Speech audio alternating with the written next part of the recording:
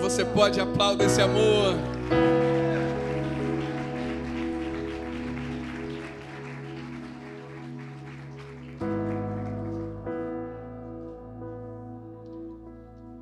Pode se assentar. Obrigado ao Ministério de Louvor, obrigado aos músicos, Deus abençoe.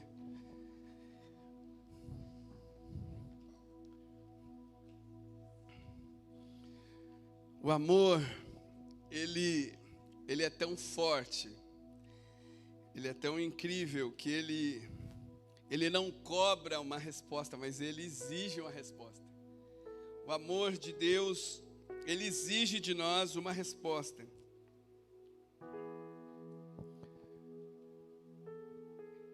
Não que Deus fique cobrando de nós uma resposta, porque Ele amou incondicionalmente. Mas a palavra diz que o amor de Deus nos constrange. Sabe quando você é amado sem merecer? Sabe aquela pessoa que te ama de graça? Você fala assim, meu fulano não tem motivo para me amar. Ele me ama de graça. Esse é o amor de Deus. Deus nos amou de tal forma que nos constrange. O amor dele nos constrange, nos deixa encabulado. Fala, puxa Senhor, não mereço. A atuação do Espírito Santo é algo tão incrível, irmãos, tão incrível. Porque você já pensou que mesmo quando eu e você peca, até é uma coisa interessante da gente pensar. Às vezes uma ideia errada da nossa parte, uma falta de entendimento nos afasta da comunhão profunda com Deus e com o Espírito Santo.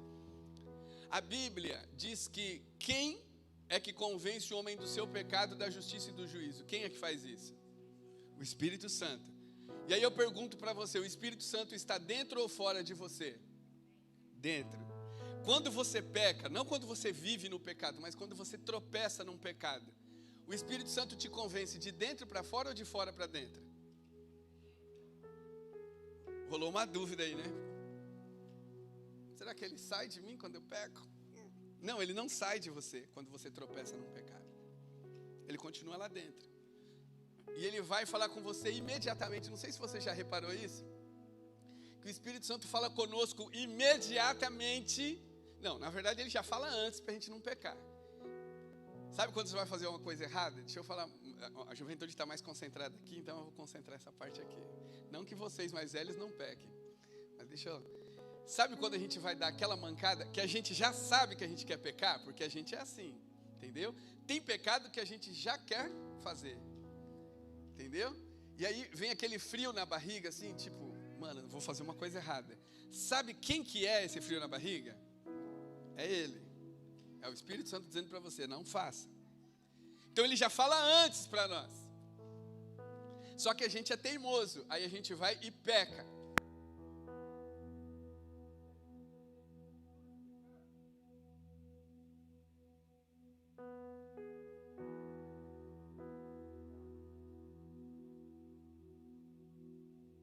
Eu acho que aí chegou.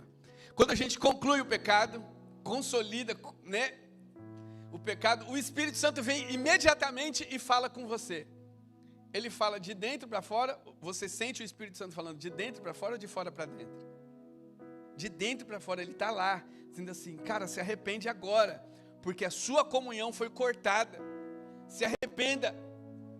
Irmãos, e é tão tremendo, é tanto amor nos constrangendo, que Ele é capaz de orar por nós naquele momento. Eu estou dizendo para você, biblicamente e por experiência. Você comete um erro, o Espírito Santo, você fica tão envergonhado por causa do seu pecado, que você não tem nem coragem de orar. E o Espírito Santo se move dentro de você e ele começa a orar por você. Até que você tenha a força de confessar o seu pecado e restaurar a comunhão. É muito amor envolvido, fala para mim. E tanto amor envolvido, acaba exigindo de nós uma resposta. Fala assim, como é que eu respondo a esse amor? Como é que como é que eu vou, na verdade, dar um feedback a esse amor? Como é que eu vou corresponder a esse amor? E aí, normalmente, a gente quer fazer alguma coisa. Então, puxa Senhor, eu quero fazer alguma coisa para o Senhor. Né? eu quero fazer alguma coisa para Deus, porque Ele me amou tanto, Ele foi tão incrível comigo, que eu quero fazer alguma coisa para Ele. E aí, é sobre isso que eu quero falar. De que forma responder a esse amor? Porque eu já entendi, eu fui amado, o amor de Deus me alcançou, Ele me encheu de compaixão, mas de que forma agora eu respondo a esse amor? E eu quero falar sobre a obra de Deus. Fala assim, como assim, pastor? A obra de Deus. Abra aí sua Bíblia, por favor. João, capítulo 9. Se você está com a Bíblia de papel, eu quero convidar você a deixar ela aberta nesse texto, que a gente vai usar bastante esse texto.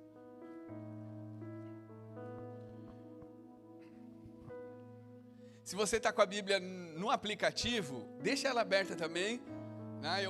Só desliga as mensagens para você não se distrair, o inimigo não usar as mensagens para te distrair aí. Tá? A Bíblia de papel é bom por causa disso, que ela não vem notificação, né? Em cima, do aplicativo vem as notificações e é uma tentação, né? Então, nós vamos ler do 1 ao 8, diz assim, ó. Ao passar, Jesus viu um cego de nascença. Seus discípulos lhe perguntaram, mestre, quem pecou? Este homem ou seus pais para que ele nascesse cego? Disse Jesus, nem ele nem seus pais pecaram, mas isto aconteceu para que a obra de Deus se manifestasse na vida dele. Algumas versões pode ser que estejam as obras de Deus. Qual versão está as obras de Deus? A sua versão está as obras? A minha versão está a obra de Deus, tá? Só que esse texto, ele não é absoluto. Eu quero pregar baseado nesse texto e num outro texto que diz assim, e a obra de Deus é esta. Aí esse outro texto, ele não está no plural. Todas as versões estão no singular. Está a obra de Deus e não as obras de Deus. Por que eu estou enfatizando isso? Porque eu quero falar sobre a obra de Deus.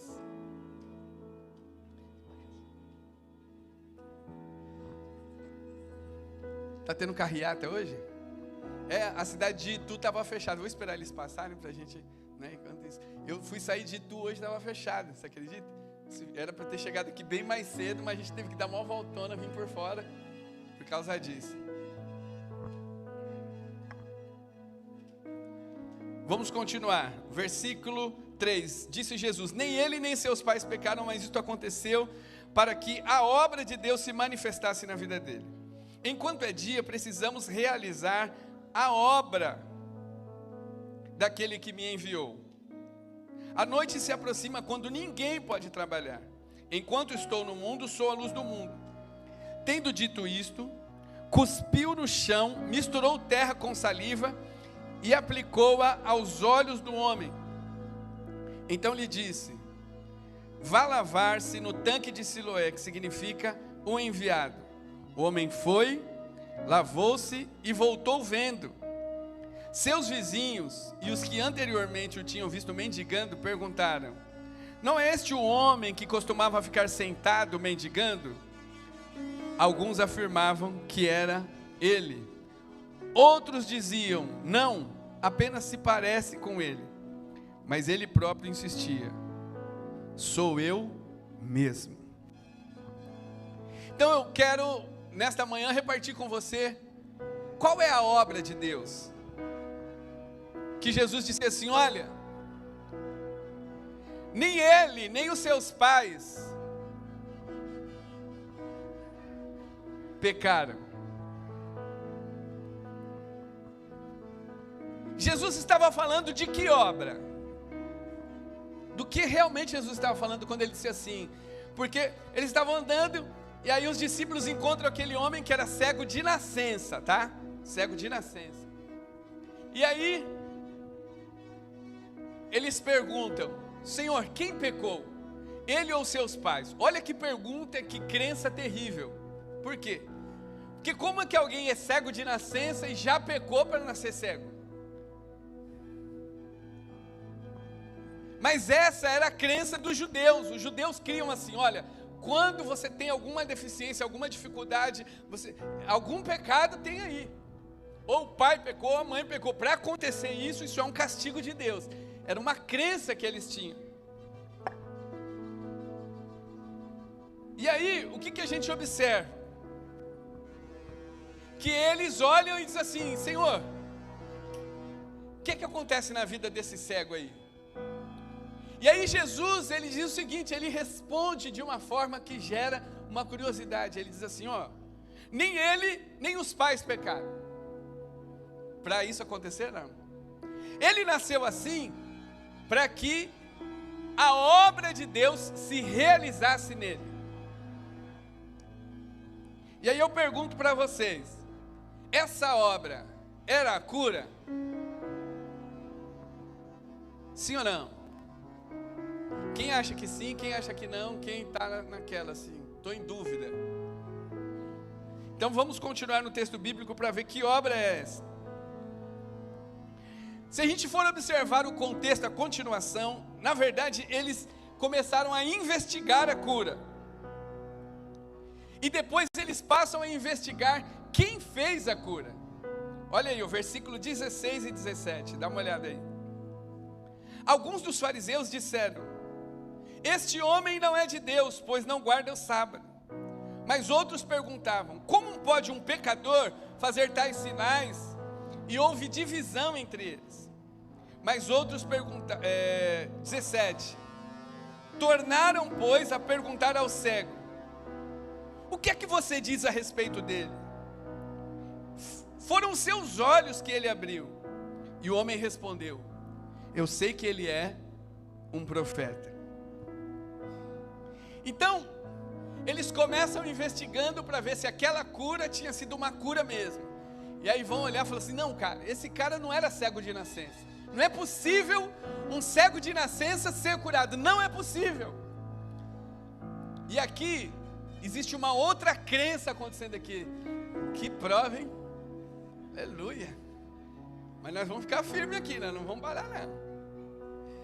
Existe uma outra crença aqui no meio dessas perguntas. Que crença é essa? Os judeus, no decorrer do tempo, enquanto eles esperavam o Messias, isso diz a história e não a Bíblia, eles entre eles, judeus, fariseus, mestres da lei, eles instituíram vários, vamos dizer assim, vários tópicos, vários itens que o Messias tinha de cumprir. Então, para provar que ele é o Messias, ele tem que cumprir vários tópicos. Um dos tópicos tinha que curar um cego de nascença. Porque qual era a mentalidade do judeu? Eles criam o seguinte: alguém que nasceu cego tem problema com o pecado. Foi por isso que os discípulos perguntaram aquilo. E aí eles criam o seguinte: se o Messias é o enviado de Deus, é o próprio Deus, só ele pode perdoar os pecados. Então só ele vai conseguir curar um cego de nascença. Então essa era a crença dos judeus na época. Outra coisa que eles colocaram lá nas exigências do Messias é que o Messias tinha que expulsar um espírito mudo e surdo. Só o Messias conseguiria fazer um milagre desse. Um outro milagre que eles colocaram como exigência para que o Messias passasse no crivo o Messias tinha que ressuscitar um morto. Só o Messias podia fazer isso. Então, olha que interessante, quando Jesus ele vai fazendo esses milagres no seu ministério, não é à toa, ele tem um propósito nesses milagres. Quando Jesus diz assim: olha, eu não vou visitar Lázaro agora, eu quero visitar ele só depois. Por que ele fazia isso? Porque havia uma crença dos judeus que até o terceiro dia, o espírito, a alma da pessoa estava ali por perto. Então Jesus ele vai no quarto dia, que é para não ficar dúvida de que ele era o Messias. Quando Jesus expulsa o demônio daquele homem, que era mudo e surdo, a Bíblia às vezes fala o demônio que era gago, ele está comprovando, dizendo assim: olha, vocês podem crer em mim, eu sou o Messias mesmo. Quando ele cura um cego de nascença, que é esse episódio, Jesus estava dizendo a mesma coisa, assim: vocês podem crer em mim, eu sou o Messias. E aí, quando a gente lê num texto bíblico que Jesus diz assim: uma geração incrédula e perversa me pede um sinal. e nenhum sinal lhe será dado. Por quê? Porque Jesus já estava por aqui com eles. Assim, tudo que vocês inventaram que eu teria de cumprir, eu já cumpri. E agora vocês me pedem um sinal? Como assim? Eu já cumpri tudo. Ele falou assim, nenhum sinal vai ser dado a vocês, a não ser o sinal de Jonas. Qual era o sinal de Jonas? Que ele ressuscitaria ao terceiro dia. Ele passaria 3 dias no ventre da terra e ao terceiro dia ele ressuscitaria. Era isso que Jesus estava dizendo. Mas por que eu estou contando tudo isso a vocês? Porque eles começam a investigar a cura para ver se Jesus tinha curado mesmo um cego de nascença. Quando eles descobrem que a cura foi verdadeira, aí eles mudam, eles começam a investigar Jesus. Aí fala assim, não, mas não é possível que um homem desse seja o Messias, seja de Deus, porque ele curou no sábado. Eles começaram a inventar, sabe por que eles começaram a inventar? Porque o problema deles era com Jesus. Eles já tinham decidido na cabeça deles que eles não creriam em Jesus. Olha o versículo 22, vamos ler comigo. Seus pais disseram, vamos ler, pegar aqui, a partir do 17. Tornaram, pois, a perguntar ao cego, que diz você a respeito dele? Foram seus olhos que ele abriu. O homem respondeu, ele é um profeta. Os judeus não acreditaram que ele fora cego. Presta atenção, que dureza de coração. Não acreditaram que ele fora cego e havia sido curado, enquanto não mandaram buscar seus pais. Então perguntaram, este é o seu filho, o qual vocês dizem que nasceu cego? Como ele pode ver agora? Responderam os pais, sabemos que ele é nosso filho e que ele nasceu cego, mas não sabemos como ele pode ver agora ou quem lhe abriu os olhos. Perguntem a ele. Idade ele tem, falará por si mesmo. Presta atenção nesse detalhe aqui. Seus pais disseram isso porque tinham medo dos judeus, pois estes já haviam decidido que se alguém confessasse que Jesus era o Cristo, seria expulso da sinagoga. O que acontece? Os judeus já tinham decidido, quem falar que crê em Jesus, que ele é o Cristo, ele é o enviado de Deus, vai ser expulso.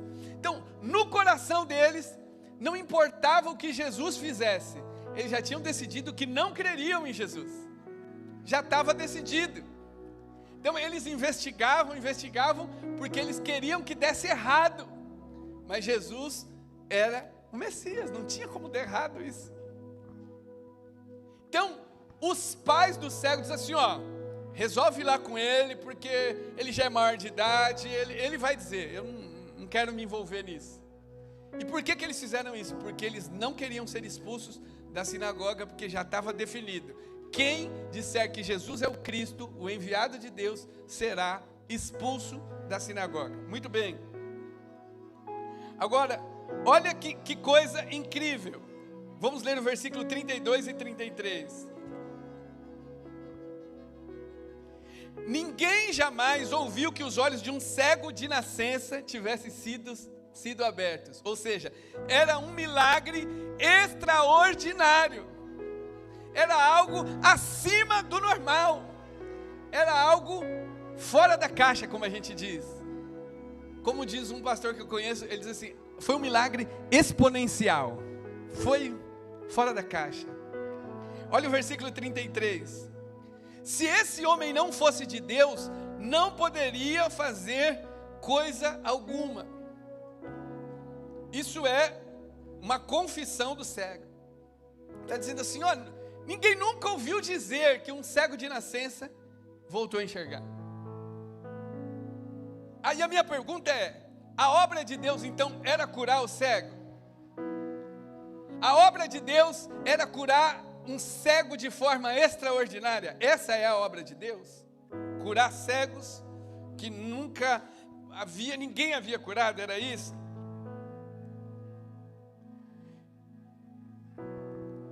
Por que eu estou levando a gente a pensar nisso? Porque muitas vezes nós somos levados a pensar que a obra de Deus é essa. Puxa, Senhor, Há quanto tempo nós não vemos um milagre extraordinário? Há quanto tempo não tem um aleijado que anda no nosso meio e a gente chora? E a gente bate na cama, no chão. Onde estão os teus milagres, Senhor? E bate. E a gente chora. Mas será que essa é a obra que Deus quer realizar? Será que é isso que Jesus chama de obra de Deus? Fazer milagres? Por quê? Porque todo milagre que Jesus fez tinha um propósito. E a gente vai ver qual era o propósito dos milagres. Por que Jesus andava fazendo milagres? Por que Jesus curava um cego de nascença? Por que Jesus ressuscitava um morto que já tinha morrido há 4 dias? Por que Jesus expulsava um demônio mudo de uma pessoa? Por que Jesus ele fazia o que ele fazia? Será que a obra de Deus era tudo isso? Era viver uma vida fazendo milagres? Ou a obra de Deus não é essa?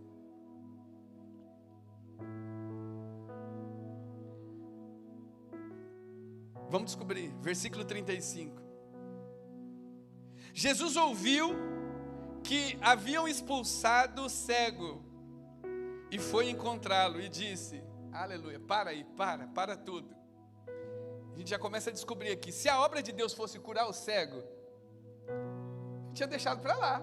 O cara estava curado, curou, já era, vai embora. Mas a gente entende pela narrativa, Jesus curou ele provavelmente pela manhã, passou o período do dia, todo esse conflito, vai o pai, volta o pai, vem a mãe, questiona, interroga, vai para a sinagoga, volta à sinagoga, no final do dia, talvez já tarde, Jesus encontra com o cara de novo, ele provoca um novo encontro, é o versículo 35, Jesus provoca um novo encontro com esse homem. E olha o que acontece. Haviam expulsado e Jesus volta para encontrá-lo. E Jesus pergunta, presta atenção na pergunta: você crê no Filho do Homem? Olha a pergunta de Jesus, ao encontrar esse homem à tardezinha. Você crê no Filho do Homem? Perguntou o homem, quem é ele, Senhor, para que eu creia nele? Aleluia. Disse Jesus, você já o tem visto e é aquele que está falando com você. Aleluia. Então o homem disse, Senhor, eu creio. E o adorou. Jesus volta no final do dia para concluir a obra de Deus que tinha começado na vida daquele homem. A obra de Deus não era curar aquele cego, não era isso que Jesus estava dizendo.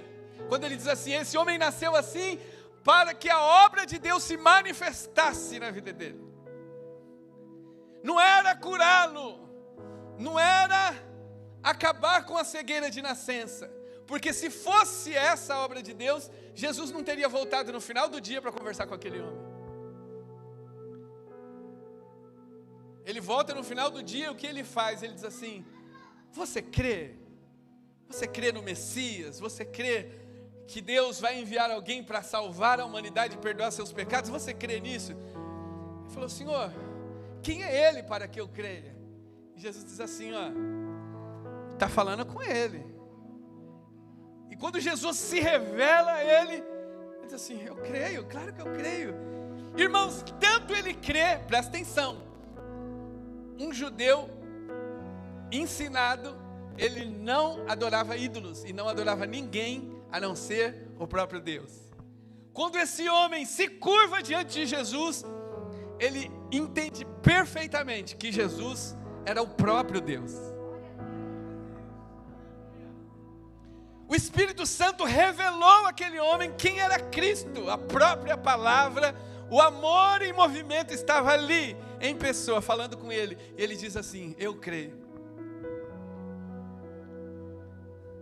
Vamos ler João capítulo 6, do versículo 28 e 29. João 6, 28 e 29.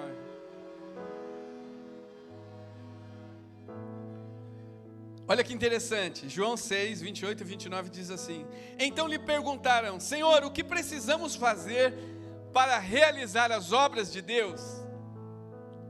Versículo 29, Jesus respondeu, e presta atenção que os discípulos fazem a pergunta no plural, ó.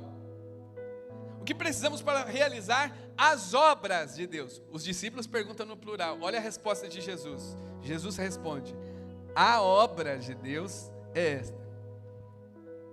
Eles perguntam no plural, e Jesus responde no singular.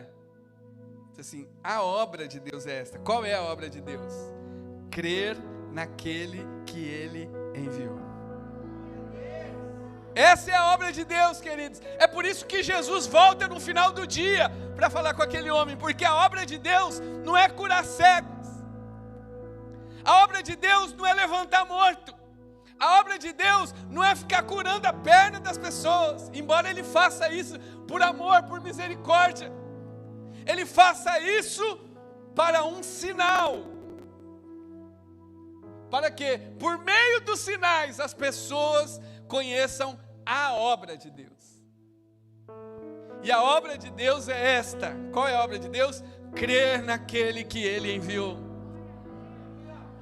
Os sinais não são um fim em si mesmo, os sinais são um meio para que a obra de Deus se realize. Quer ver sinais? Sim ou não? Quem quer ver sinais? Quer ver sinais? Sai para pregar o Evangelho. Você quer ver sinal aqui dentro? Aqui todo mundo já crê. A Bíblia diz: os sinais são para os incrédulos. Por que você quer um sinal se você já crê? O sinal é para aquele que não crê. Quer ver sinal? Sai das quatro paredes e começa a pregar o Evangelho. Se você não vai começar a ver sinal. Quer ver milagre acontecendo? Quer ver milagre acontecendo? Sai daqui e começa a pregar o Evangelho. Porque é assim. Na penúltima conferência que a gente teve lá sobre imersas, a gente desafiou a juventude a começar a se mover nos dons. Então a gente teve um período de treinamento na conferência sobre os dons do Espírito e sobre palavra de conhecimento, palavra profética, dons de milagre. Começamos a estudar isso de acordo com a palavra e começamos a desafiar a juventude, a ouvir o Senhor e a se mover de acordo com o que o Espírito falava. E a gente fez esse treinamento e depois a gente foi para a rua para pregar, na conferência mesmo. E a gente organizou as turmas. E antes de sair, a gente teve um tempo com o Espírito Santo e ele começou a dar direções específicas. E um dos jovens lá, depois a gente descobriu, por causa do testemunho, ele recebeu uma direção assim, ele estava orando, e a direção que Deus deu para ele foi amarelo 162. Ele via a cor amarela e o número 162. Essa foi a direção que ele recebeu. E ele foi com o grupo dele e saiu pregando, pregaram, e oraram pelas pessoas na rua, e eles estavam indo embora. O líder do grupo falou assim: gente, já acabou, está tudo certo, podemos voltar. Deus falou assim: não, eu lembrei que Deus falou duas coisas comigo. Ele me mostrou a cor amarela e o número 162. Aí quando alguém do grupo virou para trás, ele olhou, tinha uma casa amarela com o número 162. Aí ele falou: ali ó, o sinal que Deus te mostrou. Ele falou: então vamos lá. Aí bateram lá na casa. Assim, oi, tudo bem? Saiu lá uma pessoa, falou assim: aqui, a gente está fazendo evangelismo aqui na rua, a gente queria saber se a gente pode entrar na sua casa para orar por você. A pessoa falou: pode entrar. Aí entraram na casa, aí chegou na casa e tinha um senhor na casa. Eles falaram: então a gente pode orar pelo senhor? Ele falou assim: ora por ele, porque ele é cego, de um olho ele não enxerga, teve um problema, ele não enxerga. Ele falou: tá bom. E aí começaram a orar e o menino tinha recebido a direção, era o mais tímido do grupo. Ele era tão tímido que ele não conseguia olhar para cima, assim, ele ia falar com você, ele olhava assim. Aí mandaram ele orar. Você que recebeu a direção, então ora. Aí começaram a orar, o grupo se juntou, começaram a orar, puseram a mão no olho do homem, começaram a orar. De repente o homem começa a gritar, e chorar. O homem estava enxergando. Os sinais são para aqueles que não creem. Presta atenção, a Bíblia diz: estes sinais seguirão aos que creem. para fazer o quê? A obra de Deus. E a obra de Deus é crer naquele que Ele enviou, entendeu? Você vai começar a ver sinais quando você crer. Eles vão começar a seguir você. E quando você for fazer a obra de Deus, quando você for pregar a alguém, fala assim, eu não acredito. Se você vê um sinal, você acredita? Acredito. Então, Deus vai te dar um sinal agora. Tem coragem? Essa é a obra de Deus. Fazer com que creiam em Jesus. Esse é o propósito de Deus. Que as pessoas creiam naquele que Ele enviou. Por quê? Porque é o único jeito das pessoas serem salvas. Não existe outro jeito. E se as pessoas não crerem, elas estarão perdidas. Então a obra de Deus é fazer com que a humanidade acredite que Jesus Cristo é o único caminho. Essa é a obra dele. E para isso, olha o que a palavra diz. Que o Espírito Santo cooperava com quem? Com os apóstolos. Com sinais e maravilhas. Sinais e maravilhas não são a obra de Deus, eles cooperam para que a obra de Deus aconteça. Está entendendo? Palavra de conhecimento é um sinal. Como assim, pastor? É o que a gente chama mais popularmente na igreja pentecostal de revelação. É palavra de conhecimento. Isso para quem não crê é um sinal. Então vamos dar um exemplo aqui. Imagina que vocês saiam aqui, o grupo aqui saiu para pregar, tá? Saiu, vamos pregar na cidade hoje, vamos escolher um bairro aqui, vamos pregar ali, bater de casa em casa, para orar pelas pessoas. E aí você entra numa casa, e a pessoa, eu não acredito em crente, não, fala, não tem problema não acredito em Jesus também, não tem problema não, a gente só veio para abençoar você. E de repente Deus começa a te dar uma palavra de conhecimento sobre a vida daquela pessoa. Diz assim, olha, inclusive eu quero orar, porque o que o Senhor está me mostrando aqui é que o seu filho está assim, nas drogas, e a sua família... E a mulher fala assim, como é que você sabe disso? Que feitiçaria é essa? Ele falou, não, isso aqui não é feitiçaria. Isso aqui é Deus que ama você, que me trouxe aqui para salvar você. Isso é um sinal para que a obra de Deus aconteça. Era isso que o Espírito Santo fazia com os apóstolos. Ele cooperava para que as pessoas crescem naquele que Deus enviou. A obra de Deus, então, é crer naquele que Ele enviou. Quero outro exemplo? João 5.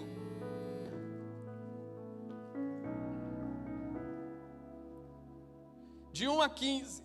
Algum tempo depois, Jesus subiu a Jerusalém para uma festa dos judeus.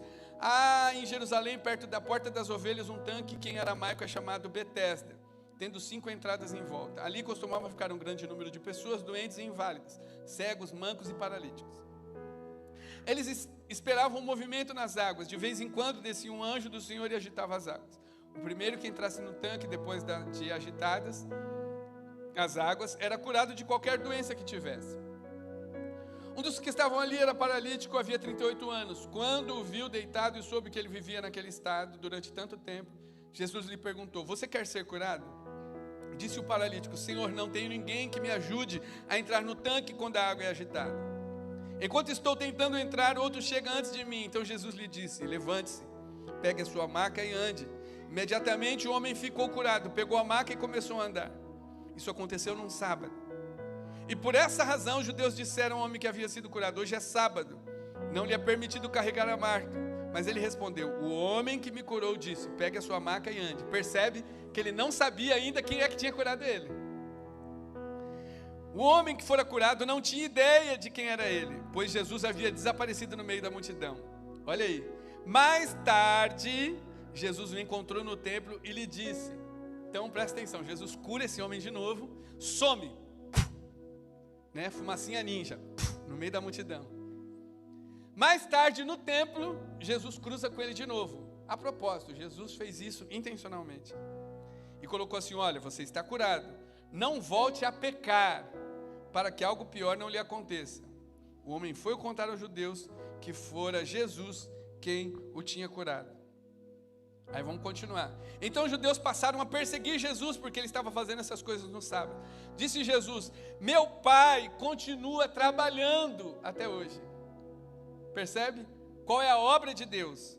Fazer com que as pessoas creiam em Jesus.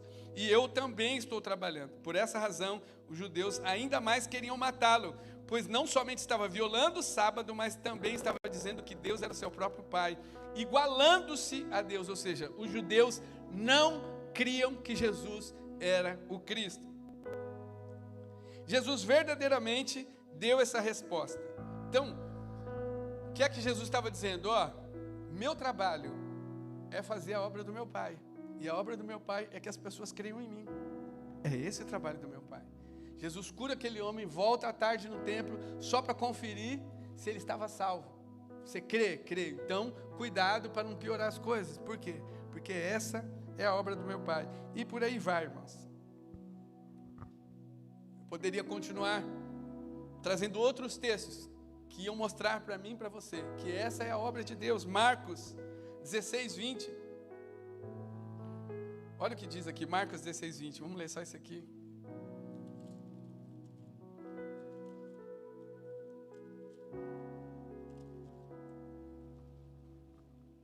Então os discípulos saíram e pregaram por toda parte. E o Senhor cooperava com eles, confirmando-lhes a palavra, com sinais que a acompanhavam. Então, presta atenção, só para confirmar aquilo que eu estava te dizendo, os sinais vão acompanhar a pregação do Evangelho. Sinal por sinal, faz sentido. Não faz sentido. Os sinais acompanhavam a palavra. Por quê? Porque os discípulos saíram para pregar. Eles foram enviados. Eles foram enviados para pregar. Eles foram enviados para uma missão que era a obra de Deus.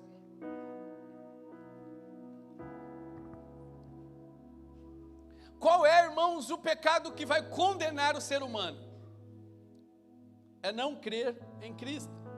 Esse é o pecado que vai condenar o ser humano. João 16, 19, do 9 a 11 fala isso.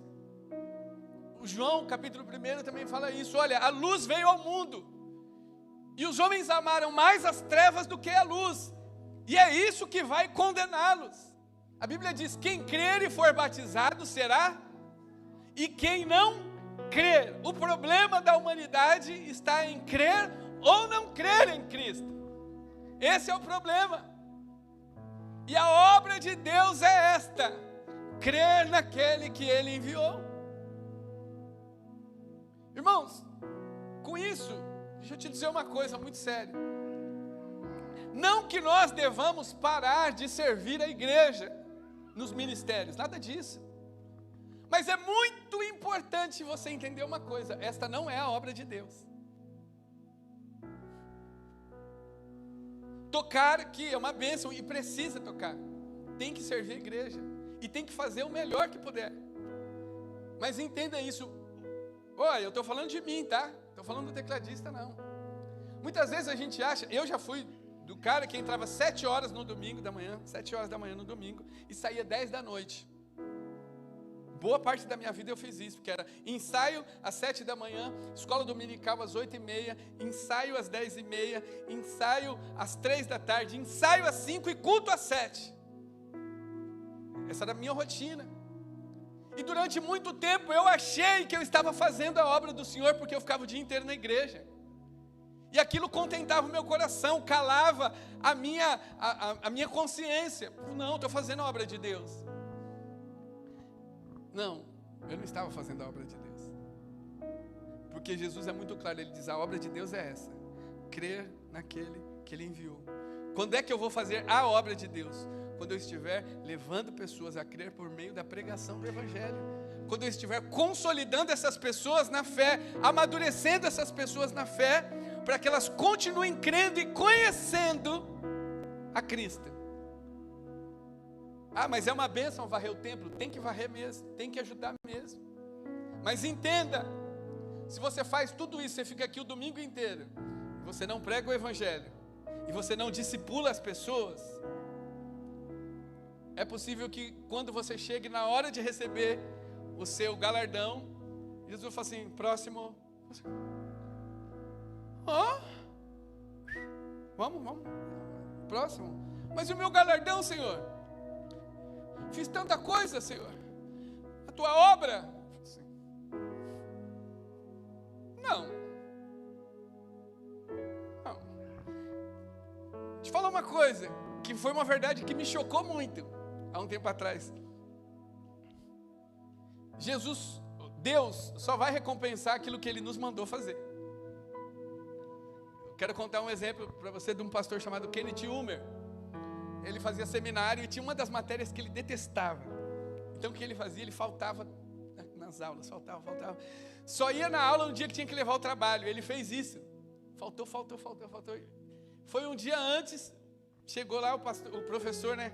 Passou o trabalho, ele pegou e falou, isso aqui é fácil. Ficou a noite inteira fazendo trabalho, caprichou no argumento, na escrita, na capa. Chegou no outro dia, trabalho, queria a nota. O professor corrigiu o trabalho e devolveu. Aí ele pegou assim, lendo na capa do trabalho. Ótimo argumento, ótima escrita, texto coerente, ótimo embasamento bíblico, ótima capa. Quando ele foi olhar a nota, 0. Aí ele voltou, falou, professor, o senhor se enganou. Eu falei, não me enganei, tá certo. Ele falou, tá aqui, ó, ótimo argumento, ótimo embasamento bíblico, ótima capa, ótima escrita, 0. Ele falou, mas por que 0? Ele falou, porque não foi esse o trabalho que eu pedi. 0. Tá ótimo, mas não foi o que eu pedi. Entendeu? Tem um outro exemplo. O cara ia receber um ministro na casa dele. O que ele fez? O melhor churrasco. Pegou a melhor carne, o melhor churrasqueiro. Quase trouxe o cara da Índia lá. Sabe aquele cara que solta o salzinho assim? Quase trouxe ele. Acho que só não trouxe porque não tinha agenda. Aí o cara, melhor carne, melhor churrasqueiro, melhor buffet de doces. O ministro chega na casa dele, senta na mesa, pega uma saladinha tímida, come, toma uma água e vai embora. O cara ficou arrasado. Como assim? Trouxe o melhor churrasqueiro da região, mandei importar carne, melhor buffet de doces. O cara comeu uma salada, bebeu uma água e foi embora. Assim, o problema é que ele é vegetariano, cara. Você esqueceu só de perguntar isso. Então não adianta eu fazer para Deus aquilo que eu acho que Ele quer de mim. Eu tenho que fazer para Deus aquilo que Ele me mandou fazer. Porque é isso que vai dar resultado, é isso que vai dar recompensa, quando eu faço aquilo que Ele me manda fazer. E Deus deu, por meio de Jesus, pelo menos 2 ordens básicas para a igreja. Vão pelo mundo e preguem o evangelho a toda criatura. Mateus 28, 19 e 20. Vão e façam discípulos de todas as nações, batizando-os em nome do Pai e do Filho e do Espírito Santo, e ensinando-os a guardar tudo o que eu vos tenho mandado. E eis que eu estou com vocês todos os dias até a consumação dos séculos. Acabou. Deus não vai nos dar recompensa por aquilo que Ele não nos mandou fazer. Mas eu fiz o meu melhor, tá, tudo bem. Nunca mandei você fazer isso. Mas eu gastei a minha vida fazendo isso.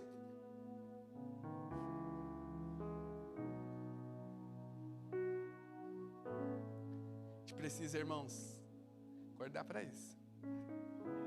Deus tem para nós um tempo onde eu vejo isso, eu entendo isso como um movimento do Espírito Santo no mundo. O Senhor despertando a igreja para a obra de Deus. E a obra de Deus é esta: crer naquele que Ele enviou.